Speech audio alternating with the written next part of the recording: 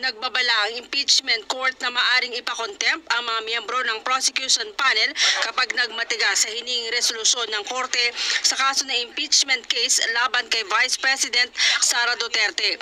Ayon kay Attorney Reginald Tongol, tagapagsalita ng impeachment court, batay sa Rule 7 ng impeachment rules, may kapangyarihan ng korte na patawan ng parusa ang sinuman. Ang alinmang panig-anya na hindi gagalang ang kautusan ng korte, maaari i-contempt kahit pa ang kampo ng Vice Presidente. Nakalagay sa Rule 7 ng ating impeachment rules na the presiding officer and the court itself can actually cite anyone in contempt in disrespect of the court. So may power ang korte na motu proprio, meaning kahit walang sa kanya mag-motion na any party, may power din ng korte na kapag nag-motion, dun lang aakto ang korte na mag-contempt. Sabi ni Tongol, sakaling muling mag-convene ang impeachment court sa 20th Congress pero wala pang reply ang prosecution team, maaari magpasa ang korte batay sa motion ng isang presiding judge o kaya magdesisyon ang korte para sa contempt. Gayaan yan ang sabi ni impeachment presiding officer Francis Escudero, mas mataas ang kapangyarihan ng korte kumpara sa mga prosecutors. Kung meron na mag-move for contempt, yung buong House ba iko-contempt, si Speaker ba iko-contempt, or yung mga House prosecutors lang ba? So, isa yan sa mga tapalakayin sa impeachment court. Hindi ko alam ang sagot dyan kasi nga ang kaya ko lang sagutin sa inyo is the official actions of the impeachment court once it convenes and acts on any motion. And as it is, wala pa naman ganung nangyayari, wala pang action ng korte, wala rin motion from any party. So, we cannot hazard a guess.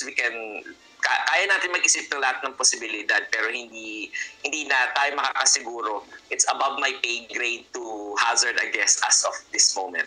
Kinumpirma naman ni Tongol na hanggang ngayong araw wala pa silang natatanggap na anumang reply o pleadings mula sa prosecution panel at ang kanilang pahayag ay sa pamamagitan lang ng media. Payo niya sa Kamara maghain ng formal pleadings sa korte dahil baliwala ang anumang magiging pahayag sa media. Hindi pa po ma-take na officially informed po ang impeachment court kasi po pag sa korte baliwala po yung mga news na nire-report. Hindi po ganoon nagkakaroon ng information ang korte. Kaya tumayo rin si Senator Judge Cayetano noon, di ba? Sinasabi niya, hindi pwede mag-judicial notice about these matters. Hindi siya parte ng judicial notice. Very formal na po kasi ang proceeding sa court.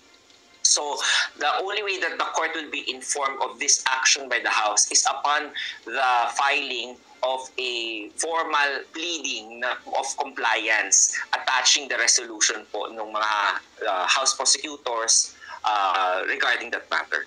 Dinipensahan naman ito ang mga batikos na hindi dapat mga senator judge tulad ni Senador Ronald Bato de la Rosa ang maghain ng motion para ibalik ang articles of impeachment sa halip na prosecution o depensa. Kung tatawagin natin kung sa Supreme Court yon, na para i-bring into the attention of the court na baka may kulang dito sa nakahain sa atin. At nagbotohan yung court, sabi nila, hindi enough yan para i-dismiss, i-refer back na lang natin para ipa-comply sa litigant yung kulang na sinasabi natin. So actually, this is an action of liberality by the impeachment court na instead of using the power to have it dismissed, hindi na gano'n na nangyari.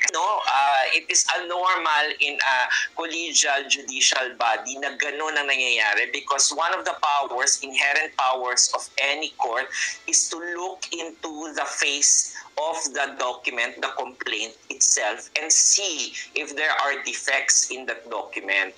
Sa mga batikos naman hinggil sa political leanings ng mga senator judge at babala ng mga pagkwestiyon sa integridad ng impeachment court, sabi ni Tongol, malaya ang sinuman na maglabas ng kanilang hinaing pero hindi ito papatulan ng korte.